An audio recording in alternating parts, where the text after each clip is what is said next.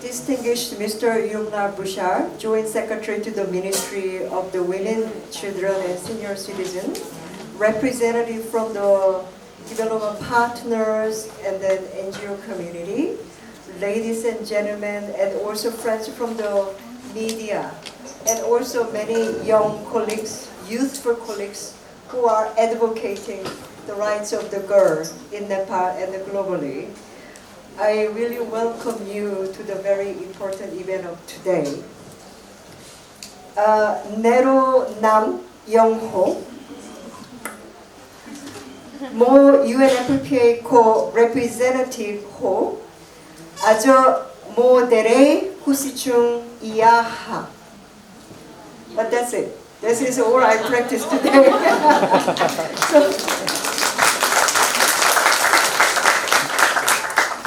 I have been in Nepal for last 2 months. I learned a lot, and I have seen number of different, diverse partners I have met.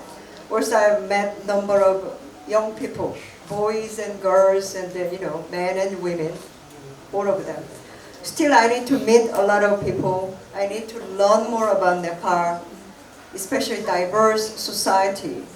Like Nepal, it will take time for me to master, if there is anything, any possibility for me to master this complex society. Probably I will try my best, but please understand that I'm still age-wise old, but I'm youth and young to the Nepal. So please understand my limited knowledge and experience about the Nepal. Today is the day we are gathering to celebrate the 10th International Girl Child Day. So it is a very important day. But I was thinking why we are even celebrating, or why we need to even gather to talk about girl-child issue in Nepal, and maybe globally as well. We are living in the 21st century. Many of our work done by the computer.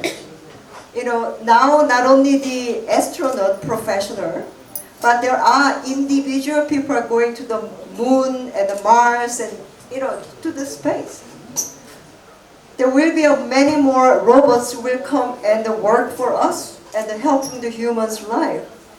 So what I want to say is, this is 21st century. But the reason we are here today to celebrate or acknowledge the rights of the girl, which means we still haven't solved the 19th, 18th, 20th century problem. That's why in the 21st century, we are having a day especially for the girl child. I just met at the chair I was sitting, our young lady Muskan Khatun. I'm very sure all of you know about her because I just Googled and she seems to be very famous. Why I'm really impressed at her courage to really work on the rights of the girl, but how tragic and sad for me to look at her today at this event, because she's supposed to be not come to this kind of event. She's supposed to enjoy her life. She's supposed to study and meet with her friends and going around looking for different opportunities. She was not supposed to be an activist. But that tragic event happened to her because she was vulnerable young girl child, made her become the activist. Is this the I need to celebrate, or we need to lament about? This is 21st century. People live longer than ever before. So if we look back 100 years ago, every single country in the world had a child marriage. Every single society, women married early. Because why? People die early. There was no health system. Very basic health everybody could access. So people's life expectancy in some country was 40-something, 50-something. So it is naturally understood why people get married early, start having a child early, because parents are supposed to die much younger. Nepal today, we live more than 60 years old. That's the average mean age of the life expectancy of the Nepal, thanks to the development, thanks to the economic, prosperity. More individual family can enjoy. Thanks to the health facility invested by the government and development partner, people live longer. But 1 out of 3 girl child are still getting married, and they are giving a birth. Why we are keep doing this? And we are going to have 11th girls' child day. We are going to have a 12th girls' child day. We're going to have a 90th girls' child day. How long we are going to celebrate this tragic gathering that cannot be celebrated any longer because some part of our society resist to the change. Also, are not equipped to make the changes because of social, economical discrimination and exclusion. Are we celebrating today? Or we need to work on the actual root causes. People live longer, as I mentioned. Sooner or later, Nepal will have many more aging population. So in 3 decade time, there will be less young people, and then we're going to have a more old people. Even then, are we going to continue to marry off our daughter at the age of 14, 15? This is the society Nepal is envisioning. That's the question we need to ask. Very proudly, I learned that Nepal wants to graduate from the least development status country by 2026. I sincerely hope, and I'm sure all of us will contribute to that effort led by the government of Nepal. However, if the 1/3 of the girl child is still getting married, and all they can do is just becoming a mother in the 21st century economy, where many young people have aspiration to become something else, and they don't have any choices but becoming something else, because men alone becoming a just very low income job person will not solve the economic problem of the family and the society.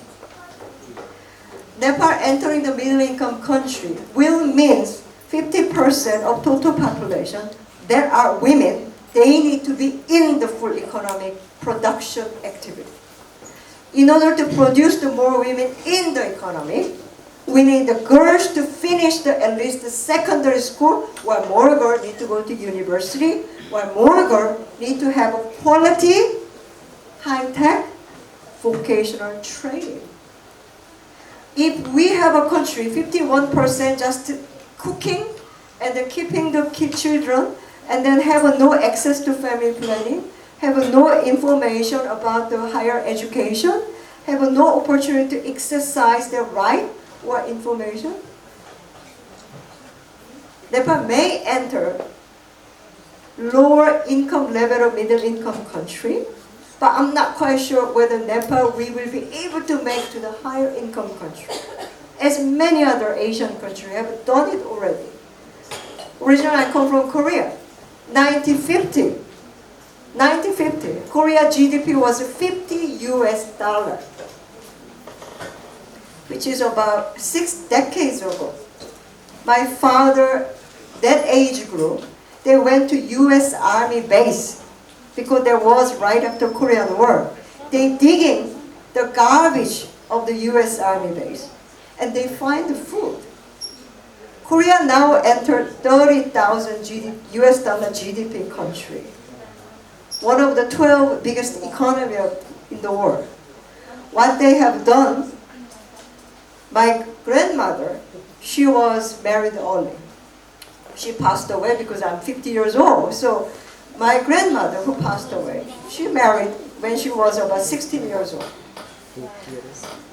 One generation changes. My grandmother had 7 children, 4 daughters, 3 sons. All of them, she sent them to the university. And then my mother had two children, including me and my brother. I finished the 2 master's degree. That each generation did their obligation to push the next generation go further.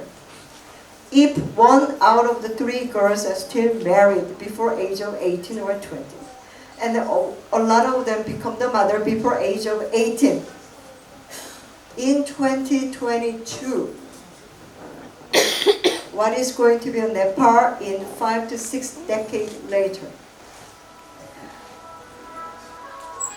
Many countries will move forward.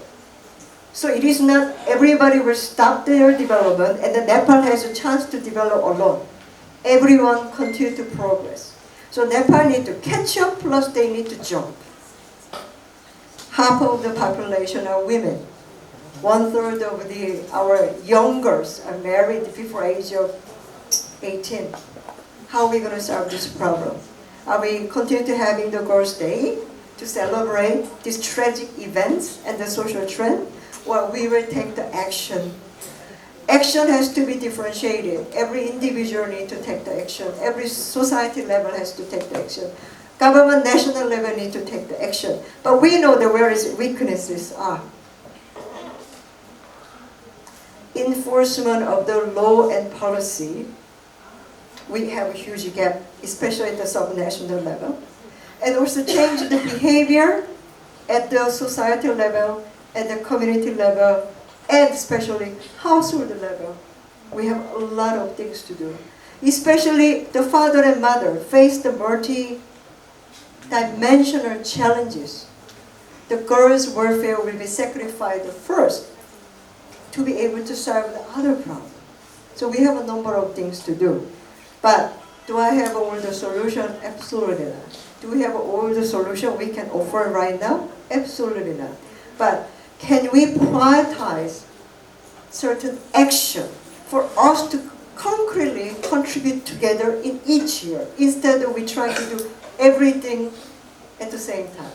We may need to review what is our strategy, what is our priority action, and what are the investments we are making by the government, by the development partner, by the NGO, and by the society of Nepal itself. And also, what is the action by the different groups of the Nepalese people? Use themselves also should be the actor. They cannot be a victim, they cannot be a beneficiary. They need to take the certain action for them to change their future as well. So let me be very clear. Half of the population are women. They need to be in the workforce. They need to produce to contribute to Nepal's development. Second, girls need to finish their school. Girls need to become somebody rather than just a mother. If Nepal wants to become the middle-income country, and if we wish Nepal will reach the higher income country in very foreseeable future. For that reason, we need to not only celebrate the girl's child right whenever we meet like this, we also need to talk about what action we need to take by every single person actually gathered today. Thank you very much for your support to the girl's child. Thank you very much for your participation today.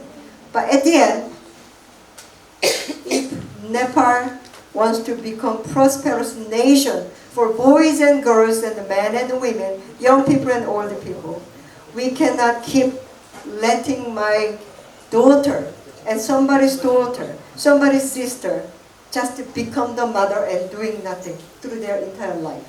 Because mother with education change the life of their children. Not only girl child, their boys as well. So let's invest in the girl child. And let's find the best solution can be adopted by the entire Nepalese people to change the life course of the many younger in Nepal as well. That should include girls with disability and girls from different social class as well. So thank you very much, and then I really want to ask you one thing. We had enough talk. We had enough dialogue. I really think it's time for us to be tired of the talking and dialogue. It is time for action. And the UNFPA, together with the UN family, we are ready to support the action to be taken by all of you. Thank you very much.